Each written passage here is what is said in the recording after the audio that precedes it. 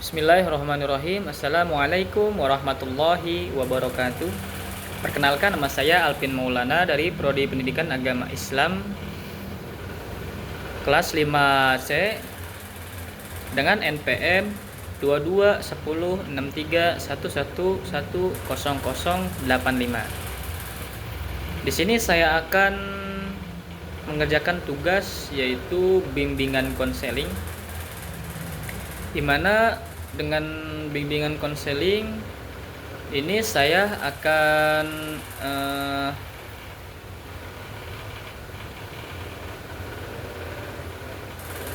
menceritakan atau membuat usulan ketika seorang murid itu susah belajar.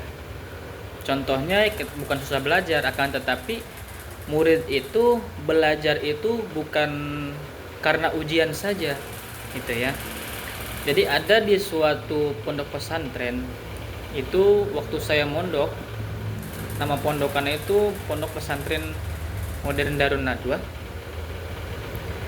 Waktu itu saya mondok di sana dari MTS sampai SMA. Saya mondok di sana itu ketika belajar itu di sana itu waktu saya masih di sana, gitu ya. Ketika masih saya di sana belajar itu kebanyakan bagi, entah kurang tahu juga, bagi perempuan. Tapi yang lelaki itu yang saya lihat itu belajar karena ujian. Waktu semasa saya masih sekolah di sana, kebanyakan itu lelaki belajar karena ujian, bukan belajar karena ilmu. Dengan kita belajarnya ilmu, kita akan tahu dan ilmunya itu bermanfaat. Jadi di sana itu belajar itu karena ujian. Jadi setiap hari cuma belajar, cuma bawa buku saja, gitu. Ketika ada ujian baru bawa buku, buka-buka, belajar sampai jam 10 istirahat. Tapi di sana itu belajar karena ada ujian. Ketika ujian ya udah, nggak belajar lagi. Bahkan ada yang sebagian belajar untuk mengingat apa yang telah dihafalkan, apa yang telah dia dapat dari seorang guru yang diajarkan kepada dia, itu bisa bermanfaat bagi masyarakat setempatnya. Ada yang sebagian seperti itu. Tetapi ketika kita ingin menuntut ilmu, ingin mencari ilmu, ingin menambah pengetahuan dan wawasan kita itu harus belajar setiap hari. Harus belajar. Karena ada mahfuzot mengatakan seperti ini, artinya sebaik-baiknya teman itu ialah buku. Sebaik-baiknya teman itu ialah buku, ya. Nah, itu di sana itu ketika hari-hari biasa udah nggak ada kata belajar. Mungkin ada yang sebagian belajar, tapi alangkah lebih baiknya dan lebih bagusnya itu ketika hari-hari biasa itu kita belajar, buka-buka buku, baca-baca gitu, ketika di sana. Makanya di sana itu cuma ada motivasinya itu ketika pas ujian. Karena setiap hari harus dikasih motivasi. Ketika dia belajar oleh guru-gurunya harus dikasih motivasi. Dan karena apa? Karena dengan dia belajar itu ilmunya bukan buat gurunya, bukan buat orang tuanya, akan tapi buat diri dia sendiri. Buat diri dia sendiri. Ketika pulang ke rumah, pasti itu namanya anak pondok pesantren itu pasti disuruh maju mimpin tahlil, suruh ngisi pengajian, apalah, inilah. Seperti itu. Kalau kita tidak mensia-siakan waktu, itu rugi ketika kita di pondok. Justru itu lebih bagusnya, lebih baiknya kita belajar setiap hari. Buka buku, baca-baca aja. Yang penting itu kita ada kegiatan untuk membaca buku, gitu.